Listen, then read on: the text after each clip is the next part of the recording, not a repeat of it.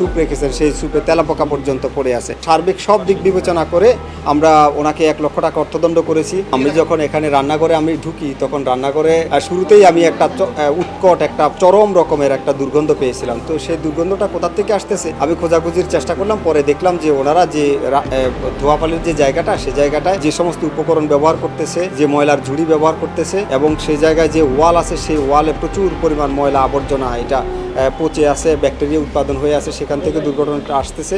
পরে উনি স্বীকার করলেন সেটা। আর এরপরে আমরা কিছু বিষয় দেখলাম যে পুরাতন খাবার রেখেছেন, স্যুপ রেখেছেন, সেই স্যুপে তেলাপোকা পর্যন্ত পড়ে আছে। তো এর আগে একটু বলে রাখি যে আমরা এর আগেও ইতিপূর্বে এই প্রতিষ্ঠানে আমরা তদারকি করেছিলাম। তো সেই সময় আমরা কিছু কেমিক্যাল পেয়েছিলাম যেগুলি ক্ষতিকর অননুমোদিত কেমিক্যাল, যেমন কাশ্মীরি মরিচ, গোলাপ জল, সেগুলি আমরা পেয়েছিলাম। তো আজকে আমরা সেই জিনিসটা পাইনি, কিন্তু অপরিচ্ছন্নতার যে বিষয়টা তখন ছিল এখনও ঠিক সেম আছে। তো আমরা সার্বিক সব দিক বিবেচনা করে আমরা ওনাকে 1 লক্ষ টাকা অর্থদণ্ড করেছি। আমরা এরপরে আমরা ওনাকে আবার শীঘ্রই আমরা তদারকির আওতায় রাখবো। যদি ওনার এরপরে যদি আইন ব্যত্যয় করে আমরা এরপরে প্রতিষ্ঠান বন্ধ বা সিলগালার দিকে যাব।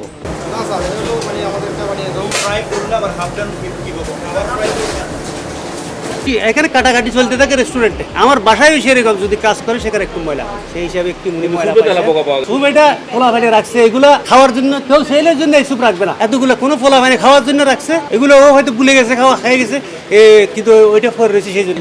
অবশ্যই অবশ্যই এটা আমাকে দেখতে হবে, আমার প্রতিষ্ঠান বাঁচানোর জন্য আমাকে দেখতে হবে।